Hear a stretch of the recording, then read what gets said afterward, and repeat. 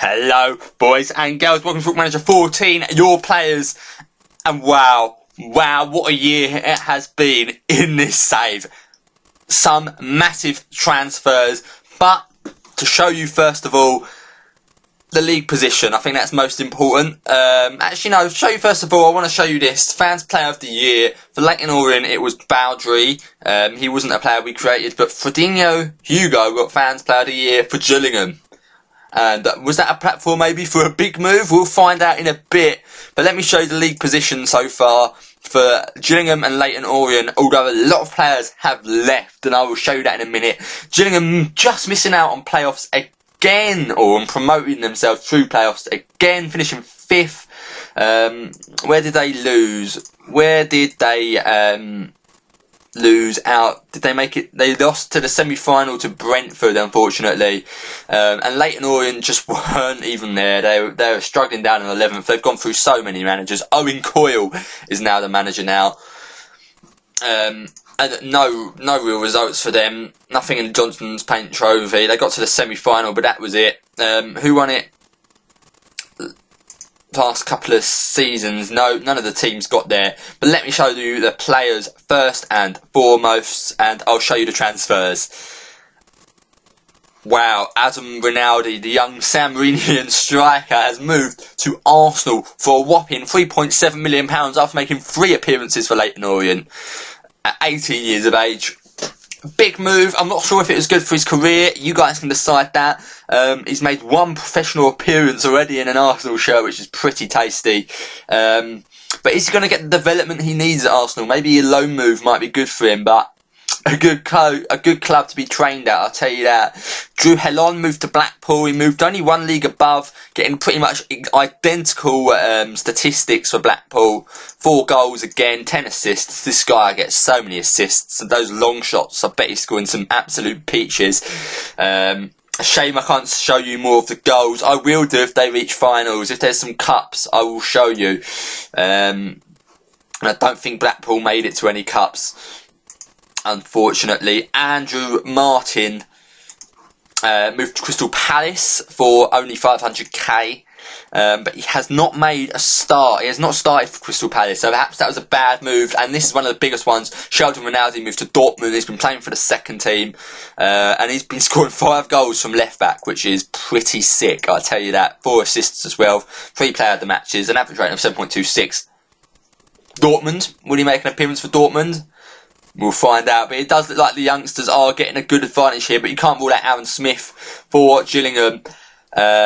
A whopping tally of 19 goals in the league, 29 in his career already, and he started at bloody 31 years of age. I love this guy. He's a legend of this save.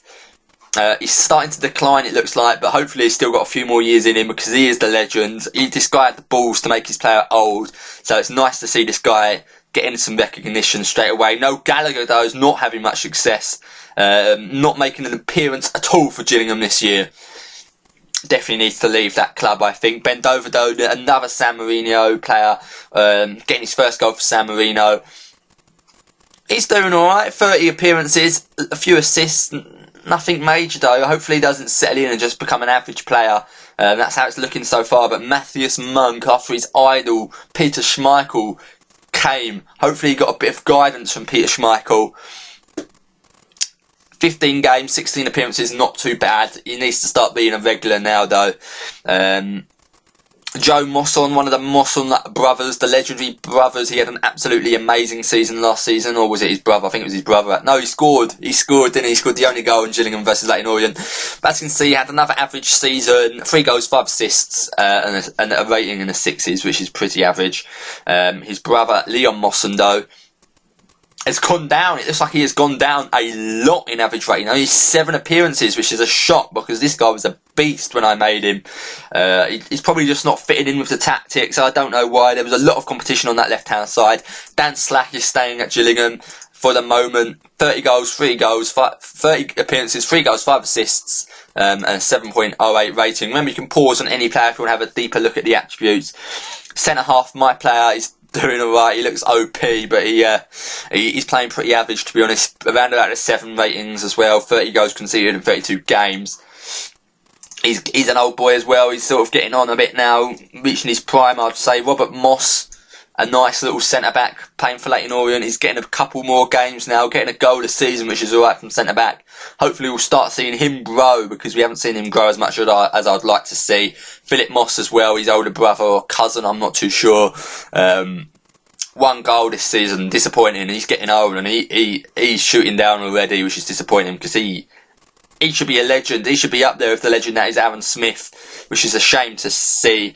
Kelvin Paris, left back, he's been doing very, very well. Now worth 1 million, doing very well for Leyton Orient. Could be a legend there.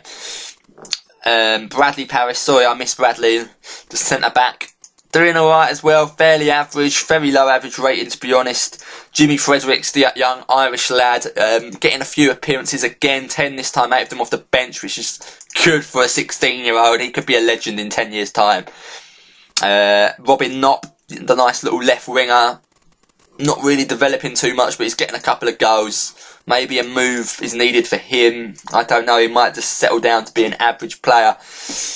Even Evan Efe, I struggled pronouncing this one before. Evan Efe, getting a couple more games, but still not that many, and his average rating has absolutely declined, which isn't very good. I need to shoot through these quickly now. Tyler Sampson, staying at Leyton Orient, 40 games, 3 assists, 3 goals, decent average rating as well. He looks quite tasty actually. Big club should be in for him. And Fredinho Hugo, the legend, the best player of the series so far, I would say, apart from Aaron Smith, moved to Norwich for £2 million, a Premier League club, and he's been playing consistently, which is good to see. 3 goals, 2 assists in that league. It's very competitive. Hopefully he can keep it up. Emil Meski as well had a big move. 19 years of age, the Ugandan, moved to PSV, and he's been absolutely tearing up the top class at A for the youth PSV side, an average rating of 7.21. And he's getting assists as well. Is he a little Luis Suarez in there? No, he's an Emil Heskey through and through, I'd say. Biggs Obi Akpara moved to Sporting, and he looks sick now. 19 heading, 16 tackling. Technique is up there as well. Physical stats are through the roof. And he's playing for Sporting in the Portuguese league, which is good to see. And finally, Oliver Parr moved to Stoke, a typical Stoke player, I'd say, for 900k. And he's been playing consistently as well. 30 games in the Premier League, which is very nice to see. Now, quickly going through overall top goal scorer, as you could probably guess, Emil Meski, followed closely by Aaron Smith. Average rating was dominated by Sheldon Rinaldi at Dortmund's youth side. Or even the second team. He's been playing for the reserves, I believe. Correct me if I'm wrong. Very nice to see. International, as many people got caps. Fredinho Hugo's been dominating Paraguay caps already with 23 caps. Bear in mind, he's only been playing for the national side for 2 years.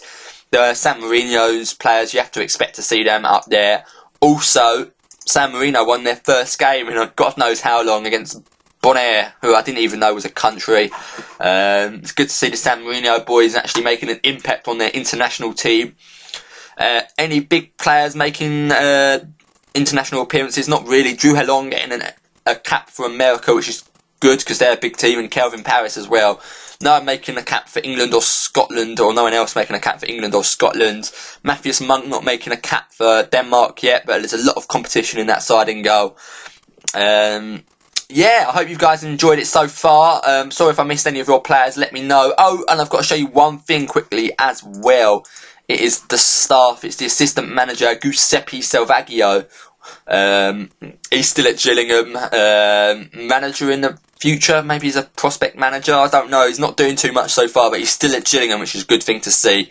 He hasn't been fired, he hasn't left, so he's definitely improving his reputation. I'm not sure if managers'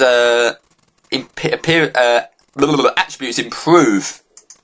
That's something to find out. But yeah, there's your players. Remember to pause it if you want to have a closer look at any of your players. Let me know if you think your players made the right career choice. It's probably not too bad staying at Gillingham and Leyton Orient now, because both of them have made over £10 million. So they're definitely going to improve. Probably going to get promoted next year with that massive financial windfall from the sale of the big players.